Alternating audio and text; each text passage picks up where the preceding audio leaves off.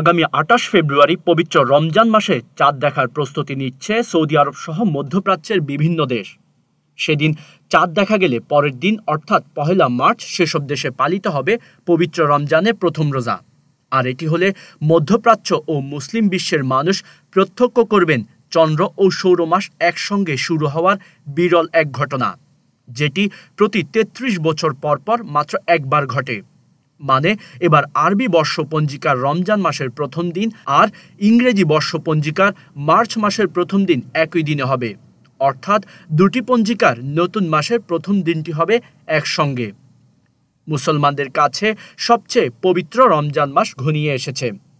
এই বছর সৌদি আরব এবং সংযুক্ত আরব আমিরাত সহ মধ্যপ্রাচ্যের দেশগুলোতে চাঁদ দেখা সাপেক্ষে আগামী ২৮ ফেব্রুয়ারি অথবা আগামী ১ মার্চ পবিত্র রমজান মাস শুরু হতে পারে। তবে আগামী ১ মার্চ থেকে পবিত্র রমজান মাস শুরু হওয়ার সম্ভাবনা সবচেয়ে বেশি। এতে আগামী ২৮ ফেব্রুয়ারি সৌদি আরব সহ মধ্যপ্রাচ্যের দেশগুলোতে রমজানের চাঁদ দেখা গেলে পরের দিন ১ মার্চ সেসব দেশে পালিত হবে প্রথম রোজা। আর এমনটি হলে বিরল এক ঘটনা প্রত্যক্ষ করবে মুসলিম বিশ্ব।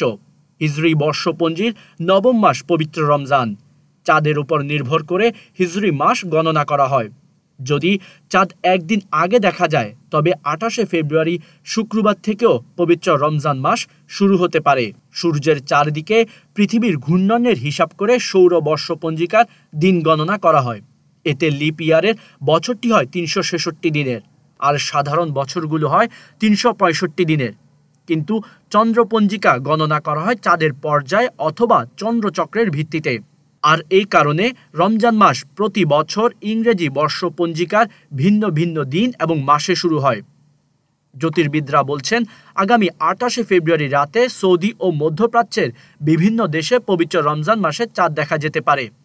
আর এটি হলে ওই দিন রাতে দেশটিতে পড়া হবে প্রথম তারাবির নামাজ। সৌদি আরব সহ বেশিরভাগ দেশ এখনও খালি চোখে চাঁদ দেখাকেই রমজান মাস শুরুর নির্ণায়ক হিসেবে ব্যবহার করে। তবে কিরগিজস্তান, কাজাখস্তান সহ কিছু দেশ জ্যোতির্বিদ্যার হিসেব নিকাশ করেই আগে জানিয়ে রেখেছে আগামী ১ মার্চ তারা প্রথম রোজা পালন করবে। পবিত্র মাহে রমজান একাধারে রহমত, মাগফিরাত ও নাজাতের সুসংবাদ প্রদান করে। এ ব্যাপারে রাসূল সাল্লাল্লাহু আলাইহি ওয়াসাল্লাম বলেন, রমজান এমন এক মাস যার প্রথমাংশে আল্লাহ তাআলার রহমত বর্ষিত হয়, যার ফলে মানুষের জন্য গুনাহের গভীর অন্ধকার থেকে বের হয়ে আসার এবং ইবাদত করে পবিত্র হবার সুযোগ সৃষ্টি হয়। এই মোবারক মাসের মধ্যভাগে পাপ থেকে মুক্তি লাভ হয় এবং শেষাংশে জাহান্নামের যন্ত্রণাদায়ক স্থায়ী আযাব থেকে রেহাই পাওয়া যায়। আল্লাহ তাআলা বলেন, রোজা আমারই জন্য রাখা হয় এবং আমি এর প্রতিদান দেব।